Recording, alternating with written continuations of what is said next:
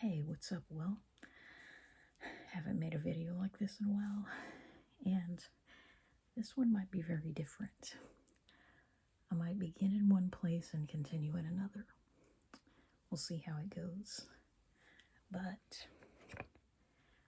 what I like to talk about, first of all, remember how a year ago I got this doll, and I liked her so much that I bought one very similar. See, she's like a cheerleading kidcore girl, but she has sad eyes. And so yep, I actually braided her hair, and that was, see how much taller?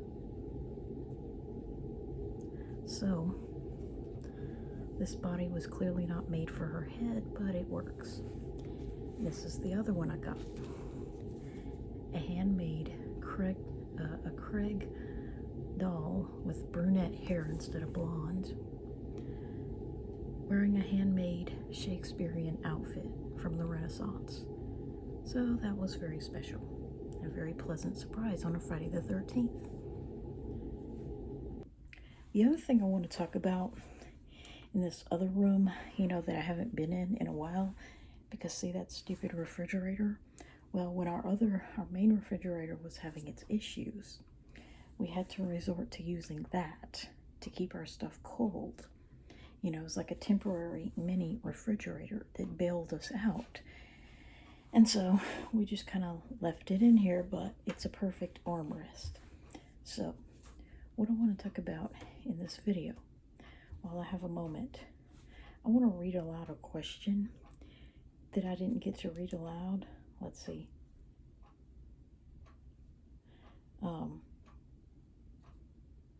If I could get back to it.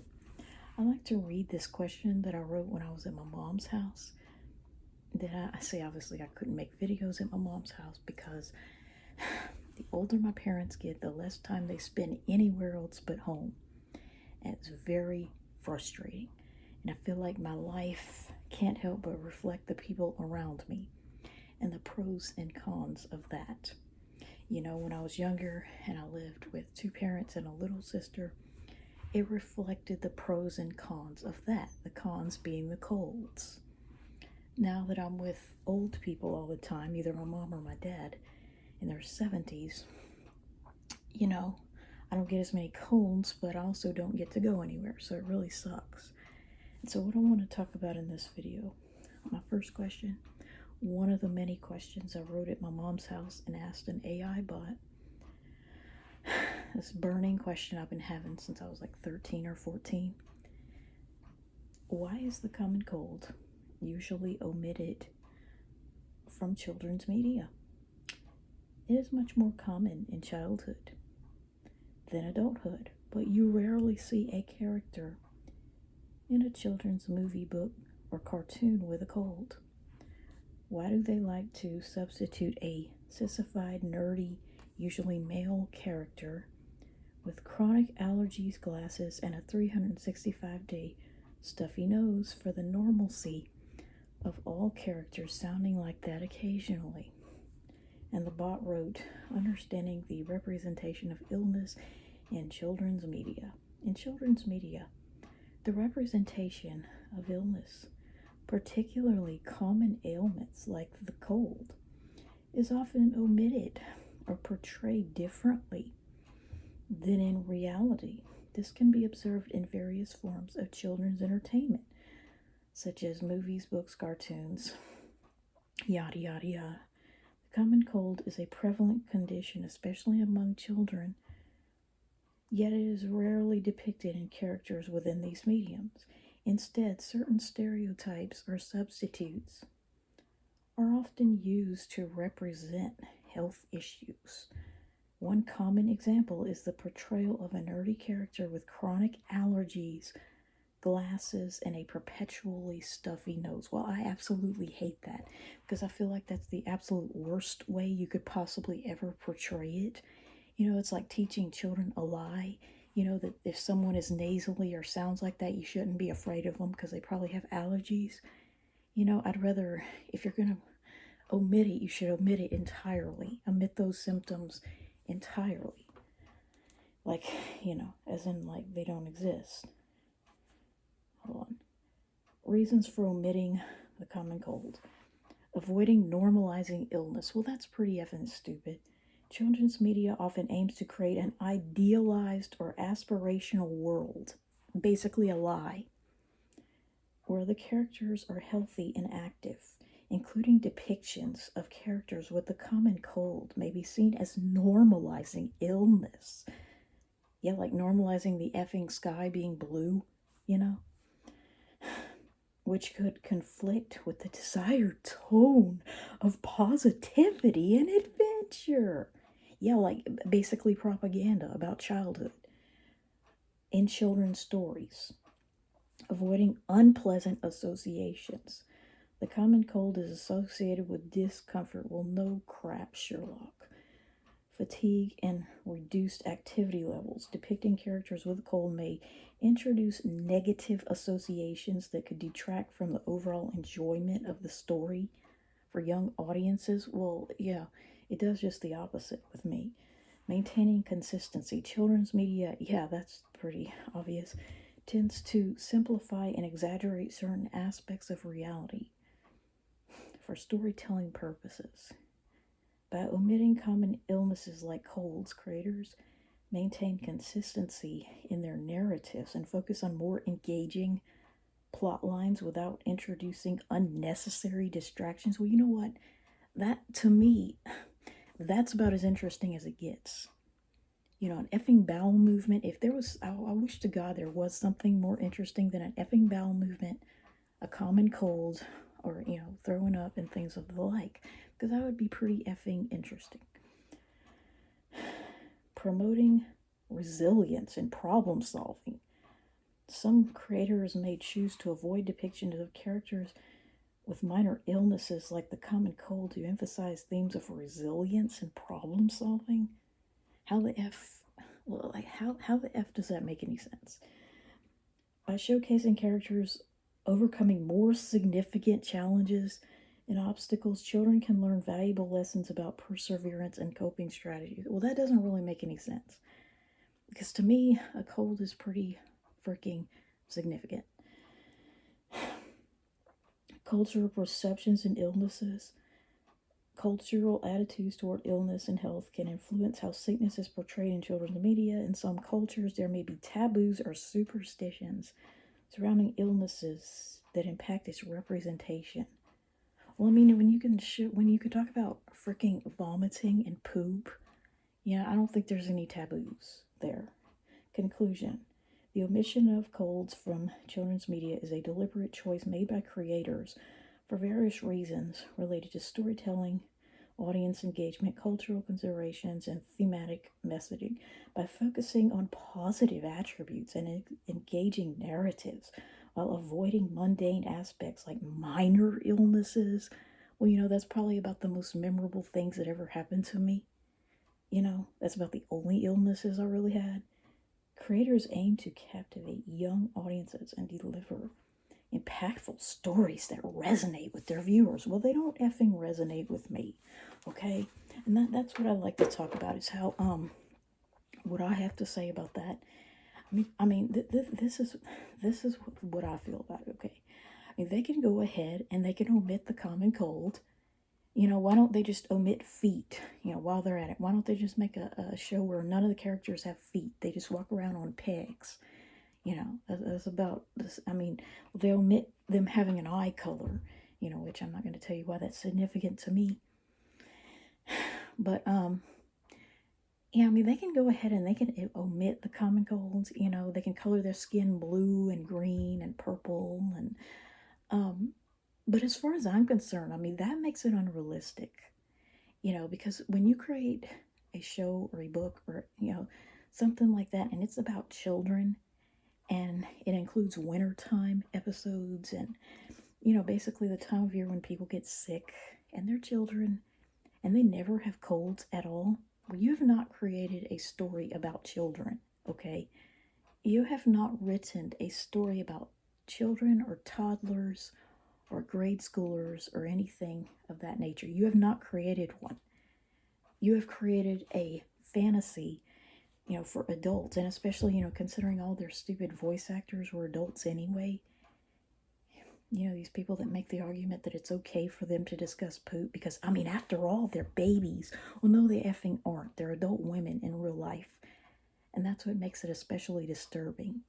It doesn't really matter which character is discussing poop. The fact that they're an adult woman capable of having a child in real life, I don't forgive that anymore, and I never did and should have. And, I just find it very odd that, there's like a double standard. If the illness involves vomiting all over the place, puking everywhere, they'll show something like that, maybe in a more discreet way. But it seems like that's the only kind of, it's almost like the common cold isn't, it's too vanilla. It's like they want to go all the way to chocolate, if you know what I mean. The common cold is too plain vanilla. They want it to be vomiting everywhere, and, if it's a baby, pooping in a diaper. But of course, that's not illness, that's just normal. But, I just find it to be a double standard. That they'll show some disgusting things, but not others, or they'll downplay them or represent them in a very stupid way. Like calling it Fiji flu and a sick patch, and like in All's Well That Pretends Well. It was a wonderful thing, but they just never referred to it as a cold. And so the way I feel about it is like when you create a story, it's supposed to be about, the characters are said to be children, but they never have a cold. You've not created a story about children. You just haven't. It's the same way that I feel about, characters that are said to be little boys, but yet you can clearly tell they're voiced by men who are anything but. I can tell. And so to me, they're not little boys. Donnie Thornberry is not a little boy any more than Donald Trump. So, it's like you haven't created a story about children. And you've created a story about basically adults with a stated age that is much younger. That's what it is. They're actually adults, but in the show, they're just basically adults posing as minors. That's what they are. It's the same thing if you created a show about old people that all have, younger looking hair colors and full heads of hair, if they're men. And, it's like having a show about teenagers where nobody has acne, like I wrote in that song. And so, yeah, they can go ahead and they can create a stupid show like that, where the only thing that ever happens as far as illness is pretty much one kid, usually a sissified boy, has a perpetually stuffy nose all the time. And that's a way of saying that he's weak or effeminate in an indirect way, And so, like, which doesn't make any sense, considering that men have weaker immune systems than women, and it isn't muscle that fights off disease. It's your freaking white blood cells, and women have better ones because we actually go through childbirth. I don't, but, women can.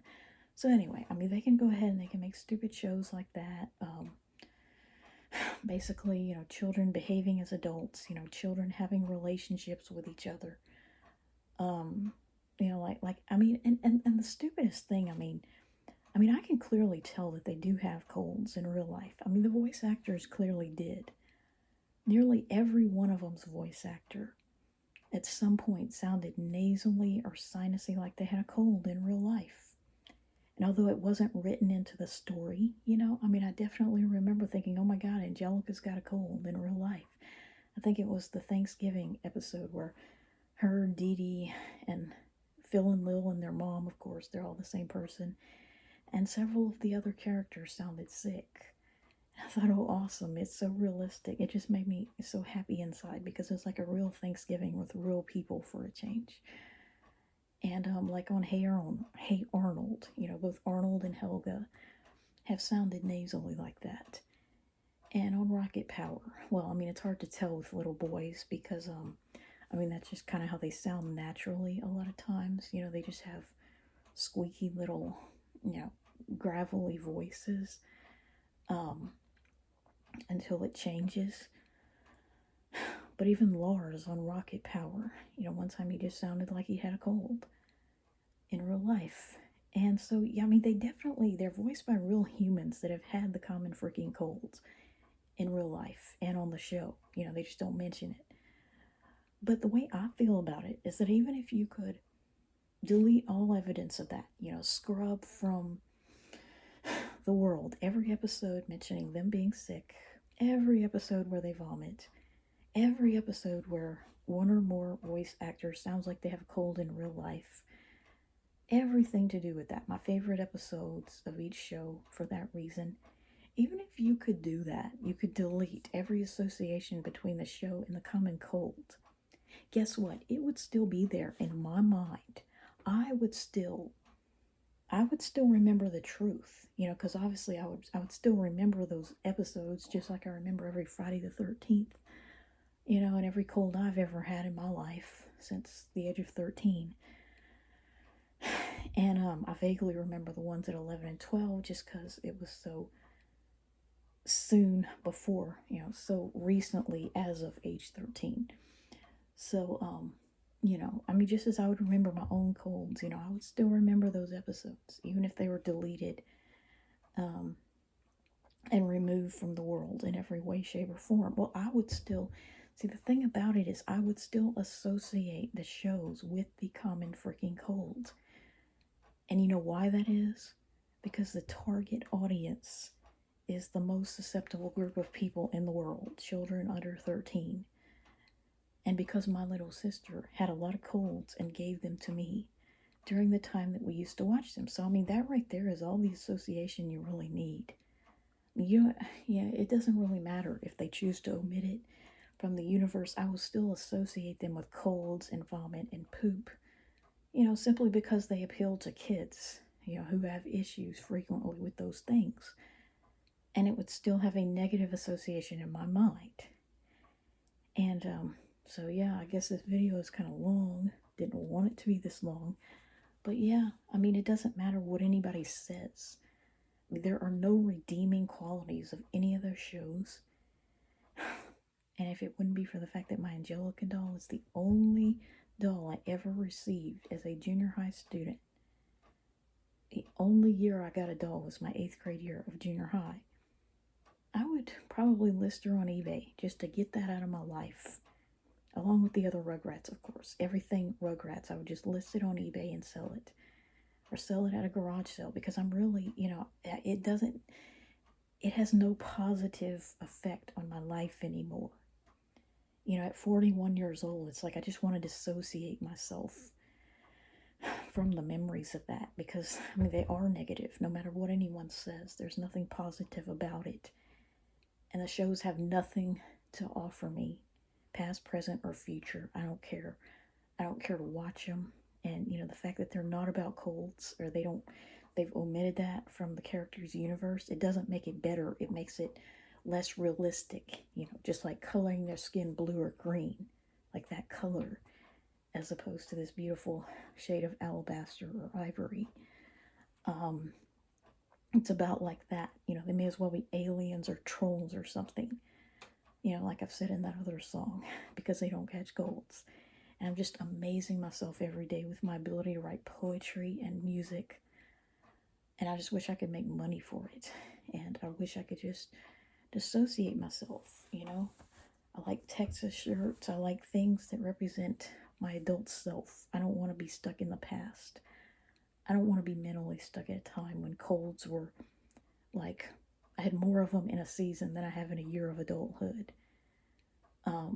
And I think the reality, you know, that no one wants to fess up to, especially men, is that they secretly enjoy colds just like they enjoy pooping on themselves in some cases. Some weirdo F-tards.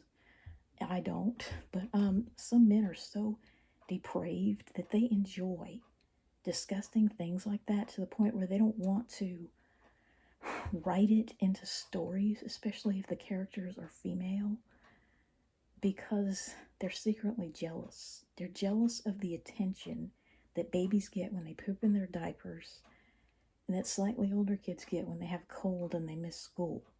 You see, because when they were little boys, they probably, well, they had less incentive to avoid getting sick because they probably like to miss school, being the poor students that they often are in comparison to us girls.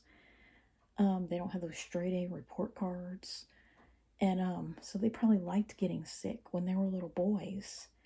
And they're secretly somewhat unhappy, probably, if they're a grown man who, more like me, gets one a year or less now that they're an adult. And so they're jealous of children who have maybe 4 or 5 or more colds a year.